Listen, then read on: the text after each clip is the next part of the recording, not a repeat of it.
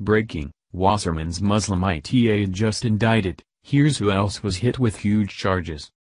As much as we'd like to think of politicians as public servants, the days of anyone serving anyone but themselves seems to be past. We see this displayed very plainly by people like Florida Representative Debbie Wasserman Schultz. Schultz thought it would be okay to take the law into her own hands and do whatever was best for her, instead of adhering to the strict guidelines put in place to keep American politicians from supporting terrorism and the like. Schultz thought she could get away with playing fast and loose with cybersecurity, but she was found out.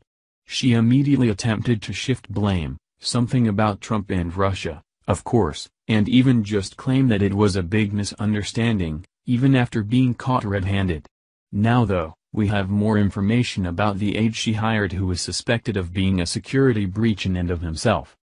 The aide in question, Imran Aide, has officially been indicted and will stand trial for multiple counts of fraud and false statements, aka, he lied to the wrong people in Washington. Schultz will no doubt find a way to get off scot-free, but at least Aide might be punished for his crimes. Via Fox News. Imran Aide, a former IT aide for Democratic Florida Representative Debbie Wasserman Schultz, was indicted Thursday on 4 counts including bank fraud and making false statements. The indictment also includes his wife Hina Alvi. The grand jury decision in U.S. District Court for the District of Columbia comes roughly a month after Aide was arrested at Dulles Airport in Virginia trying to board a plane to Pakistan, where his family is from.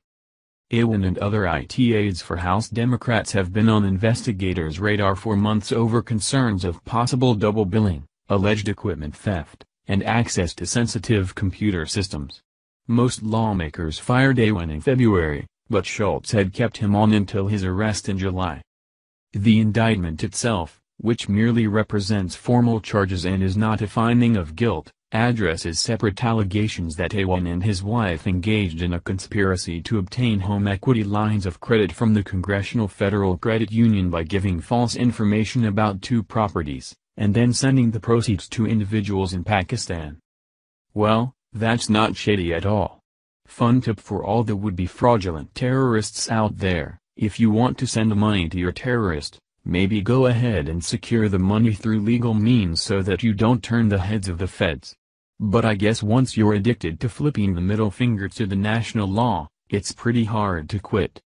Fox: the case has put renewed scrutiny on Wasserman Schultz for keeping Aide on the payroll for months, even after a criminal investigation was revealed and he was barred from the House IT network. Aide and other family members for years had a lucrative arrangement for IT-related work on Capitol Hill for House Democrats. According to the Daily Caller, the members of the Pakistani family made at least $4 million since 2009. In a recent interview published in the Sun Sentinel, Wasserman Schultz blamed the right-wing media circus fringe for the attention on Aide. The former head of the Democratic National Committee suggested it's all part of an effort to distract from the investigation of Russian meddling in the 2016 campaign and possible ties to President Trump's team. Any opportunity they can to pull people's eyes and ears away from that they take, Wasserman Schultz told the newspaper. There it is. The real reason prosecute any crimes is just to distract people from looking into President Trump's past, right? I mean, it's a wonder that law enforcement got off their duff at all before he got into office, considering that there was no Russia scandal to cover. Seriously libs, you do realize that breaking the law is always wrong, even if someone else does it, or if there's some way to cover it, it's still wrong. Fox: her colleagues in Congress, though, say there are serious security implications in her former staffer's case. We have to investigate how our systems may have been compromised, Rep.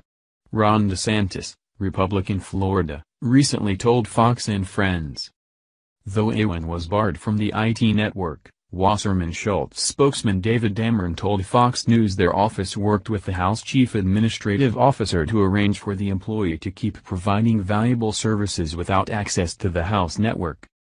Aide, 37, of Virginia, earlier pleaded not guilty to a single count of bank fraud. Attorney Christopher Gowan told Fox News that federal authorities have no evidence of misconduct by Aide relating to his IT duties.